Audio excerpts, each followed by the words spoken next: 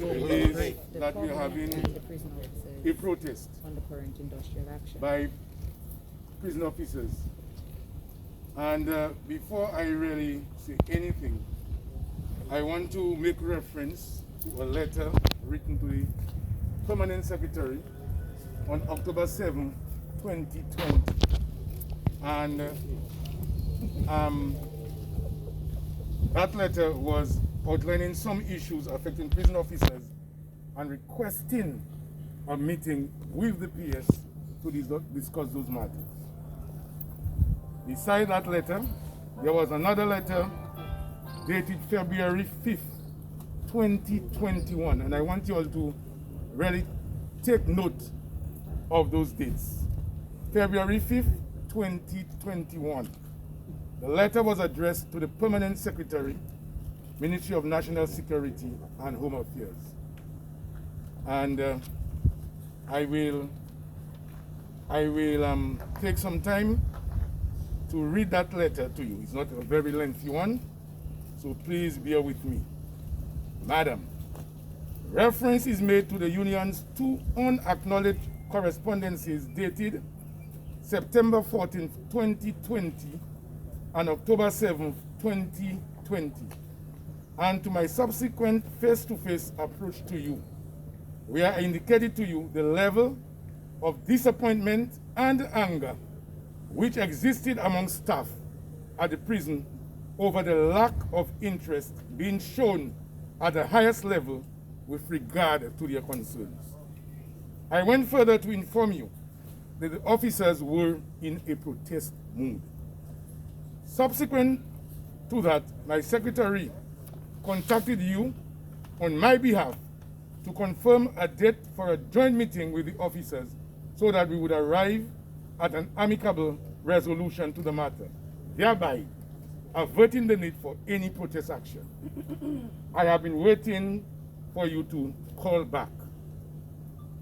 I was invited to another meeting with the officers yesterday, that is February 4th, 2021.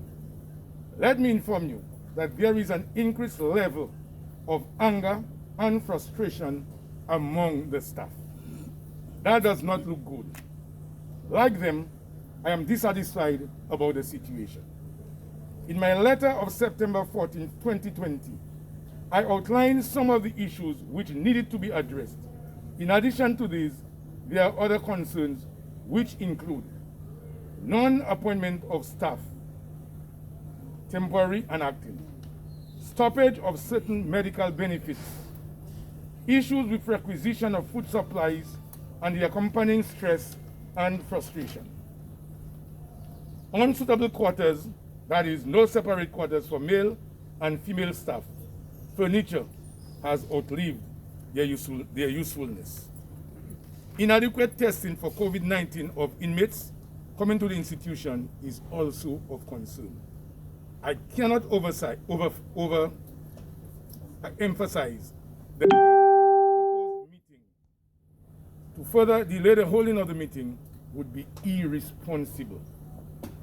And then I copied that letter to the Honorable Minister for the Public Service, the Honorable Minister for National Security and Home Affairs, Secretary to the Cabinet, the Chief Personnel Officer, the Superintendent of Prison, and to prison officers. And you are talking about February 5th, 2021. When it got to the attention of the authorities that a protest action was in fact going to take place, what happened was the PS and the Minister for National Security, on the day that that protest should have started, they went ahead and met with the staff here. No regard, no discussion, no acknowledgement of my request, the letter where I requested that meeting. Because they felt that coming to meet the staff on their own, they would intimidate staff. And therefore, up to this point, our request was not granted, and there has not been any acknowledgement of that letter from February.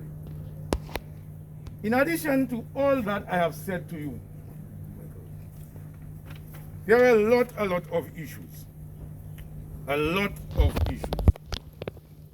The prison service is understaffed, and it has been like that for a number of years. And we have been trying to address all the concerns for the past 10 years.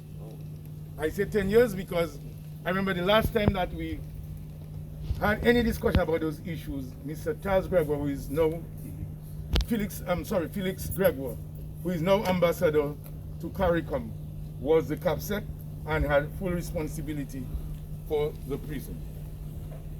Now, officers, because by now you would have heard that the incidents here, the rate of infection is very high. Yesterday alone I was told that 37 people tested positive for COVID-19. And because of that situation, the guys are discriminated against when they board public transportation. We have a situation where one bus is being used for both prisoners and or inmates and staff. So the same transport that is being used to transport inmates is the very same transport being used for all different errands at the prison.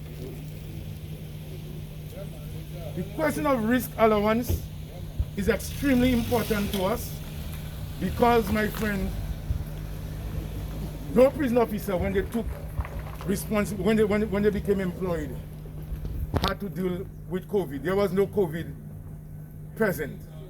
Right now, they find themselves having to deal with COVID patients and not only placing themselves at risk, but also their families.